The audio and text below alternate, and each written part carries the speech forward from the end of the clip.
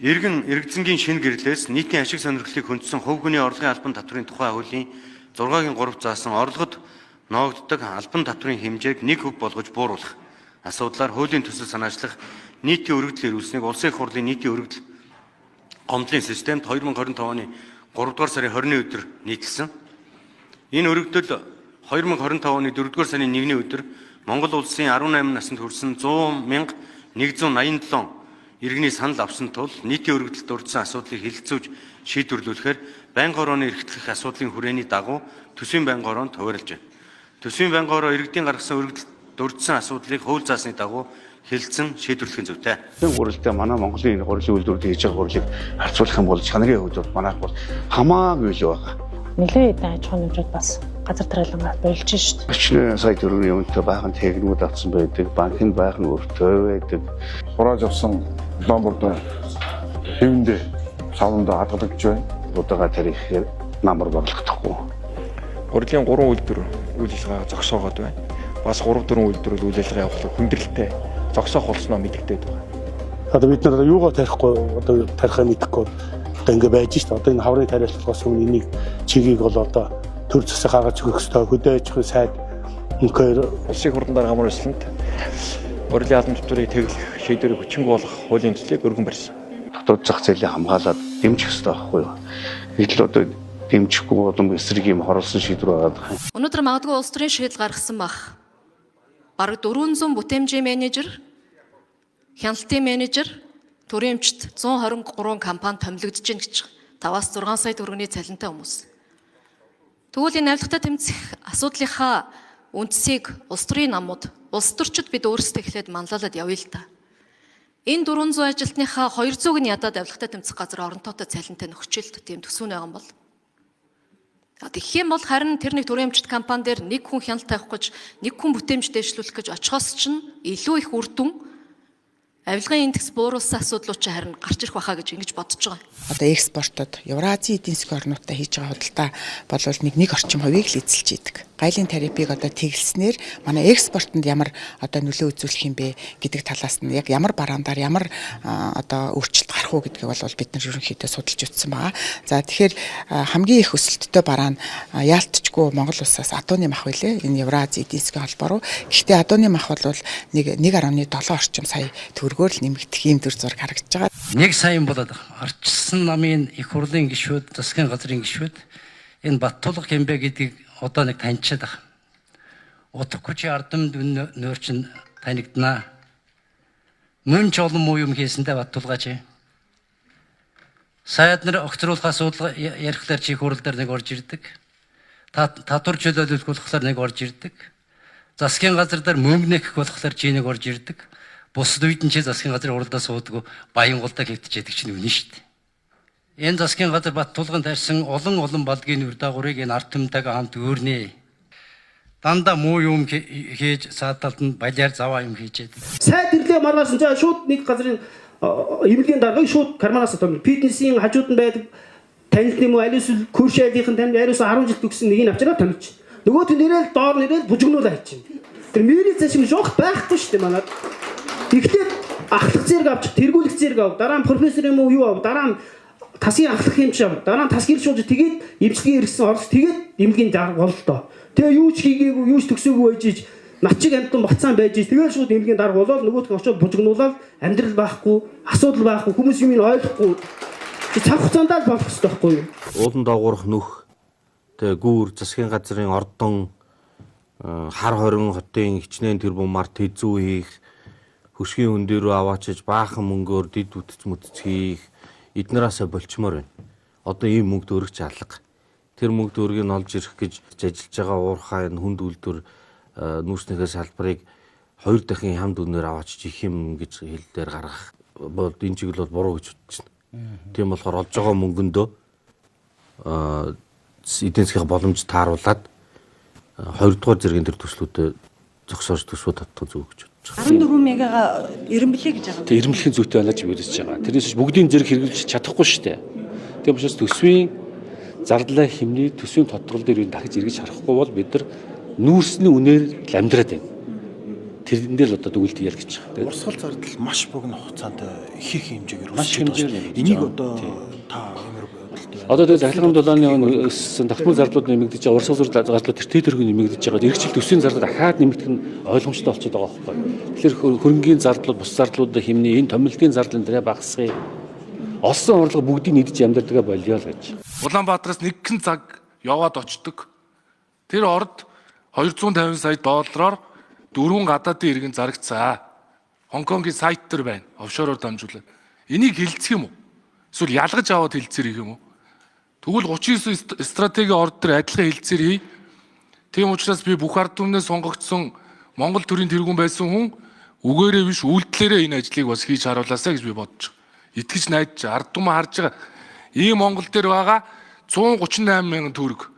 Энэ мөнгийг яаж нэмэгдүүлэх вэ гэж энэ ажлын хэсэг өгүүлээ үзэж байна. Одоо Тухайн сайд энэ 39 стратегийн ордын их хурлын тогтоолыг оруулж ирнэ. Ингээд бүгдтэй нийжил хэлэлцээрийг эхлүүлнэ. Ингэсэн цагт энэ 138 мянган төгрөг нэмэгдэнэ. Ингээд энэ ард түмний дэмжлэг дор Монголын ард түмэн байгалийн баялагтай эзэн болох цаг ирсэ. Нэг нөгөө хэлэхэд яг бодиттой байдал юу болсон болоо гэд тодорхой хэмжээнд бас ухад өнгөж үтсэн. Маш олон одоо асуудлууд тэнд харагдж илээ л дээ. Бүгд эрүүгийн шинж чанартай. Тэгээ хамгийн гол тэр ингээд одоо гадагшаа займчууж холдуулдаг нь одоо хятадын Минг шинэ нөлөө тэр компанид 250 сая доллараар зарцсан гэдэг асуудал угаасаа нотлохоор үтэн байлаа шүү дээ. Тэгэхээр нэгдүгээр тийм юу гэхээр их хурлаас гарсан тогтоол засгийн газартайгаа хилцээр хийх асуудал маш тодорхой тусгагдсан байсан. Бусад компаниуд нь бүгдээр хилцээр хийгээд явсан. Гагцгүй тэр компани хилцээр хийгээгүй.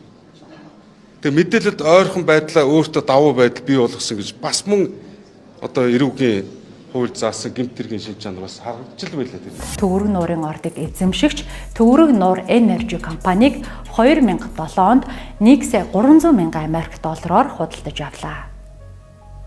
Үүнийхээ дараа Camex компанийхаа 54.5%-ийг Хятадын болоод Сингапурын түншүүддээ 2007 оны 6 дугаар сарын 26-ны өдөр шилжүүллээ. Үүнээс ердөө сар хагасын дараа гэхэд тус компани Төвөрг нуурын ордынх нь хамт Сингапурт бүртгэлтэй Camex PTE компанида шилжүүлэн өглөө. Сингапур дахь Camex компани Well Delight Holding Limited гэх Их Британийн Виржиниа арлуудад бүртгэлтэй компанид бүхлээр нь шилжүүллээ. Үүний дараа жинхэнэ 8 явагдсан бөгөөд Кайманы арлуудад бүртгэлтэй Мэнхэн Waterworks Holdings Limited компанид Хонконгийн хөрөнгийн биржээр дамжуулаад 250 сая Америк доллараар худалдаалсан байна. Тэр биш хөөгтүүд газрын ховор элемент гэдэг бол хамгийн гайхамшигтай юм болж шít одоо. Бид нар ингээд жаахан гидсүсэд тэн дээр нэг хэсэг хуушуурууд байхаар бол шүлс асгардаг үстэй тийм эдгийвсэн гээд. Монголын нутгийг ингээд харахаар үгүй энэ сайхан нутаг энэ доор нь ямар их юм байлга байгаа бол гээд улс үндэстэн бүр шүлс асгаж шít. Яаж нэгтэй зэрэг газрын ховор элементийн энэ бүх юм чинь бол одоогийн бүх шинжлэх ухааны хамгийн нарийн технологид орж байгаа. Амин сүнсний бүтээгдэхүүн болсон учраас тэгээд ховор ягаад ховор гэдэг нь бол ямар юутай адилхан нүүрс мөрстэй ингэж их олон юу байхгүй юм чинь запас одоо хэрэглэл тийм учраас газрын ховор элемент гэдэг бол одоо бүгд дэлхийд бол номер 1 нэгдүгээр зэргийн асуудал болж шít. 3 тэрбум тонны нөөцтэй ашиглагдах боломжтой нөөц нь тэр. Тийм учраас стратеги орд واخгүй юу? Стратеги орд гэдэг чинь Монгол улсын эдийн засагт том хэмжээний нөлөөлөл үзүүлэх энэ ордуудыг хэлж байгаа шүү дээ. Гол шалгуур нь тэр юм. Монгол улсын эдийн засагт том хэмжээний нөлөөлөл үзүүлэх энэ ордыг одоо офшор дансны компани, офшор одоо бүсд байдаг компаниудаар дамжуулаад хулгай хийгээд аваа явуулсан зарцсан юм л асуудал байна. Үнэхээр хулгай гэж ярих гэдэг бол энэ ч гэсэн хулгай. Тийм биз? Үнэхээр бизнесийн зарчмаараа явцсан бол бизнесийн зарчмаараа явцсан гэдгийг тогтоо. Тэгээд одоо бүгднгийн л нэг жигд оруулж ирээд ярья гэж байгаа. Учир сайдын байр суурь зөвөөл гэсэн үг. Би бол ийм л байр суурьтай байгаа. Эцэст нь дахиад хэлий. Хулгайчийг бариараа гэж хамгийн чанга ашигладаг шүү. Оросын улбаны улсыг дэмжсэн уламжлалт хуурамч мэдээлэл Монголд ихээхэн төгж байна. Тэр дундаа Хятад болон ураны эсрэг мөн Монголын дотоод улс төртэй холбоотой мэдээллийг Оросын улбаны улсыг дэмжигч хаягууд идэвхтэй түгэж байгаа үр дүн гарсан байна. Мөн Оросын улбаны улсыг дэмжигчдийн хувьд нэг нь их сурвалж нь болж За бусд нь түгээх, за эсвэл зохион байгуулалтаагаар ижил агуулгатай мэдээллийг нэгэн зэрэг түгээх байдал анзаарэгдсэн байна. Би яг энэ үндсэн үүргээ Монгол банк бол одоо хангалттай үүргээ биелүүлж чадахгүй байна гэж харж байгаа. Чадахгүй байна гэж харж байгаа. Учрын үнэхээр би энэ үндсэндээ бол Монгол банкны бие даасан хараат бус байдалтай холбоотой асуудал. Бие даасан хараат бус байдлаар үйл ажиллагаагаа явуулж чадахгүй байна. Би үндсэндээ магадгүй Монгол банкны чинь ерөнхийлөгчийг танай банкны ерөнхийлөгчийг энэ сангийн сайж авлан хийгээд ирэх шаард байгаа. Сангийн та бүхний үргийг гүйцэтгэхэд гэж хараад байгаа. Монгол банкнд бараг чиг үүрэг өгж шиг байгаа. Хятадын суп зээл буюу Хятадын ардын банкнаас авах зээлийг 500 сая доллараар нэмэгдүүл.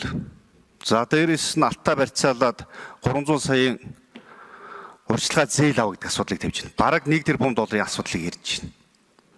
Уг нь бол Монгол банкны төв банкны чинь хуулийн дээр засгийн газраас ямар нэг байдлаар үүрэг даалгавар чиглэл өгөхийг хоригддаг. Үүрэг даалгавар чиглэл өгөхийг хоригддаг. Дээрээс нь Монгол банкуд засгийн газраас хараат бус байна гэсэн бүр онцгой заалттай шүү. Тэгээ Монгол банкны мөнгөний бодлогын газрын захирал буюу хамгийн гол газрын захирал нь өөрөө их нэртэй банк санхүүгийн байгууллага нээгээд өгсөн. За түүнийг Баярдаваа гэдэг юм байна.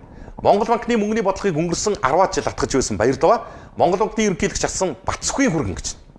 За харин Төв банкны ерөнхийлөгчөөр ажиллаж байсан Бацхүгийн хувьдаа Начин зан гэх Ламбардтай байсан гэдэг. За одоогоос бараг 15 жилийн өмнө үйл ажиллагаа явуулж байсан Начин зан Ламбард нөтгөө Начин зан Илланайк хоёрч банк санхүүгийн байгууллагатай уулзлаа өргөцсөн. За Төв банкыг гартаа барьж байсан ерөнхийлөгч асан Бацхүгийн ихнэр Туяан дээрх хоёр банк санхүүгийн байгууллагын эцсийн өмчлөгчөөр нь ажилладаг. Харин Баярдаваагийн хувьд тус банк бус санхүүгийн байгууллагатай хамааралгүй гэж хэлэх боломжгүй. Яагаад тэгэхээр түүний гэргийн өдгөө Начин зан банк бус санхүүгийн байгууллагын гүйцэтгэх захирлыг хийдэг.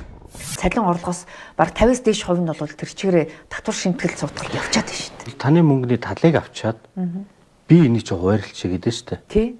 Тэгэхээр би гэдэг субъект чинь мөнхийн юм биш. Бурхан биш шүү дээ. Гэмтэй хүмүүс л байгаа шүү дээ. Тэгээ дандаа сайхан хүмүүсийг бид нэр сонгож чадаач үгүй ч те. Тийм болохоор төрийн энэ эдийн засгийн 80 чинь багасгах ёстой. Ядаж 40 болог. Төсвөн 40 биш 20 болог. Талаар нь ингэж хөрөөдмөр. Төсвөнч талаараа, төрийн эдийн засгч оролцооч талаараа, төлж байгаа талбарч талаараа, татварч талаараа бага байх. Ийм зорилтол тавьж явмаар. Яг л одоо чин шударгаар ажиллаж байгаа хүмүүсийн гартаараа авдаг өгөөж нь байхгүй. Тэгээ энэ өгөөжс чинь шууд 10%, 15%, 20% гэж шатлаад аваа явчихж байгаа байхгүй. Нэгдүгээрт нь. Тийм учраас энэ бүх шатлал болон энэ хувийг 1% болгоё. За өнөөдөр яг 2 сая төгрөгийн цалинтай одоо дундаж цалин штэ манай. Ер нь бол цалинтай иргэн 200 мянга орчим төгрөгийн одоо хувийн орлогын албаар төлж байгаа. Тэгээ энэ 1% болох юм бол 20 мянгаыг сар болгон төлдөг болно гэсэн үг байхгүй. Дээр нь иргэд чинь бас өөр орлоготой болмоор штэ, өмчтэй болмоор байна. Хувьцаа авдаг. Хувьцааны ногдол ашигаас нь бас 10% авчдаг. Хадгаламжийн жаахан мөнх хийдэг. Хадгаламжийн хүүгийн орлогоос нь бас яг 10% авчдаг. Эдгээр бүгдээрээ л 1% баймаар байна. Батсандангийн сонгон хэрэглэж байгаа тэр үг хэллэг ааш аршин тэр хүмүүсийг гүтгэж доромжилж байгаа хулгайч мэт олон нийтэд харагдуулж нэр хүндээ унгааж байгаа энэ байдал засгийн газрын байр суурийн илэрхийлэл Батсандангийн үгээр гарвуу эсвэл тухайн нэг золбон устөрчтэй яг үндэ тэр хүний үг үү энийг бас ялгаж салах хэрэгтэй байна. Өөрөөс нь би асуумаар санагддаг юм. Тэгэл нэг золброл ингээл янз бүрийн хачаач үг хэлэл явж идэг нөхөр шүү дээ. Хэрвээ үнэхээр энэ дэр бас том асуултын тэмдэг гэдэг байгаа нь юу гэхээр энэ чинь засгийн газрын бүрэн эрх төлөөлөгч байхгүй. Засгийн газрыг бүрэн эрхээрээ төлөөлнө гэсэн үг шүү дээ. Тэрнээс биш нэг гудамжны устөрч байсан бол одоо тэгэл нохоо хуцчлаа гэдэг шүү дээ. Эргэж хараад тэр болгонтой зуралдаад байдгүй л үсттэй. Ярахыг хэлж байгаа. Бисээ хэллээ. Энэ хүн 23 оны 11 сард манай одоо шүүгээр таслагдаад манай архангийн мэдэлд ирсэн. Манай байгууллагаар.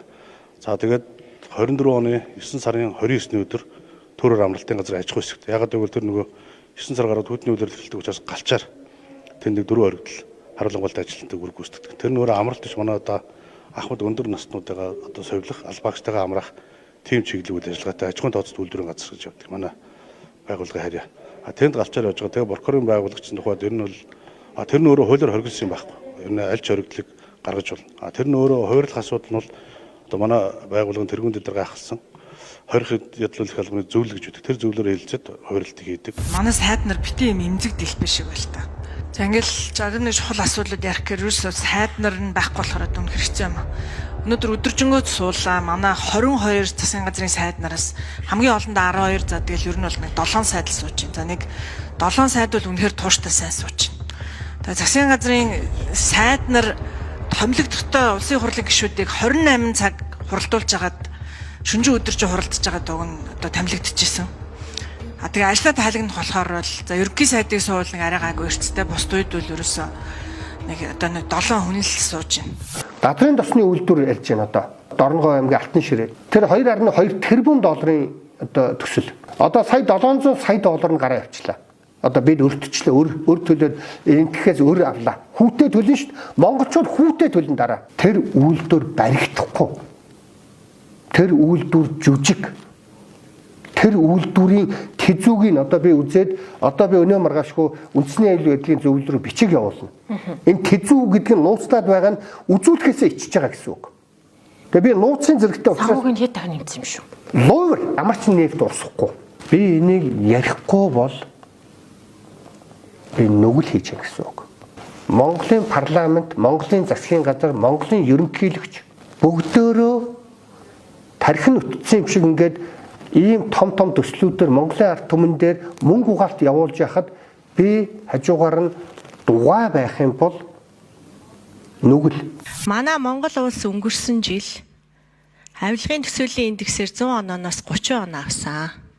30 авна гэдэг чинь одоо муугийн муу гэсэн үг ээ. Ард түмэн танд ийм дүн тавьсан байна. Бид нартэй одоо зэрэгцээд урд хойно ойрхон хойд солонгос гэдэг ийм авторитар дэглэмтэй улс орнууд, иргэний дайнтай улс орнууд ингэж явж байгаа шүү дээ. Тэгэхээр энэ авилгын төсөөлийн индексийг та хүлээн зөвшөөрөх үү? Бид энэ засаг газ гарч байгаа шийдвэрүүд, улсын хурл гарч байгаа хууль тогтоомжууд энд бүгд энд төсөөлийн индекс хамаарч байгаа. Бид улс орон даяараа л өнөөдөр нийтээр одоо хэрэг төвөг одоо олонний анхаарал татсан хэрэгүүдийг бол ярьж хөрж байгаа учраас л төсөөлийн индекс энд бол нөлөөлж байгаа гэж бид харж байгаа. За мөн одоо энэ аврах тэмцэх газрын үйл ажиллагааг за 2023 онд нэгдсэн үндэсний байгууллагын ойлгын конвенцийн зүгээс ирж дүгнсээ. 2-5 дугаар бүлгийг 5 дугаар бүлэг нь хөрөнгө буцаах, 2 дугаар бүлэг нь урьдчилан зэрэгтэй ажлын чиглэлээр. За энэ дээр бол Монгол улсын аврах тэмцэх газрын байгууллагын үйл ажиллагаа бол бас хэвийн агцтай явж байна гэсэн бас юм үнэлгээ өгөө явсан байна. За завхлан сайдаас эхлээ асууя. Монгол банк түрүүн бодлогын үгээ 2% нэмчлээ. 2% нэмээд энэ яг хамгийн хүнд хэцүүг нь ард иргэд л үүрж шүү дээ. Одоо ингээд арилжааны банкуд, банк ус байгууллагууд төр аппликейшны зээл эдэр чи бүгд хүүгээ нэмээд эхэлсэн. Зээлийн хүүгээ. Тэгээ энийг яаж харж байгаа? Сүүлийн 4 жил та сайд хийсэн, яг энэ сангийн яамд одоо мэрэгжлийн болсон хүч ингээд Монгол улсын бүх сан хүмүүргийг хариуцаад ажилласан. Таны хийсэн одоо хөтөлбөрүүд ч гэсэн ерөөсөө тэрлүүж эхэлсэн. Хүнсний хувьсгал 2 их 80 төгрөг гаргацсан. Цагаан алт хөтөлбөр 700 тэрбумыг гаргацсан. Шинэ хоршоо бараг 700 тэрбум болж байна. Ингээ 3.5 их 80 чинь инфляцийг онилсон. Инфляцид хамгийн өндөр өртөж байгаа эхний 20 нэр төрлийн бараг онилсон. Тэг үр дүн нь одоо хаана вэ? Бодлого үгээ нэмсэн ард иргэд дээр ачаал үүсгэцэл явж шít. Тэгэхээр бид нэр энэ газрын асуудал дээр маш том сонсгол хийж хуулиудаа өөрчлөх хэрэгтэй байна. Газрын төлбөрийн тухай хууль, засгийн газрын одоо газрын үнийн тогтоол, үйл хөдлөх хөрөнгийн албан татврын тухай хууль 2000 онд батлагдсан. Одоо хүртэл өөрчлөлт ороогүй. Үйл хөдлөх хөрөнгийнхаа татврын үнэлгээг шийдэж чадаагүй. Энийг шийдэх юм бол миний тооцоогоор Улаанбаатар хотод жилд 3 их 80 төгрөгийн орон нутгийн төсөвд орох боломжтой байгаа.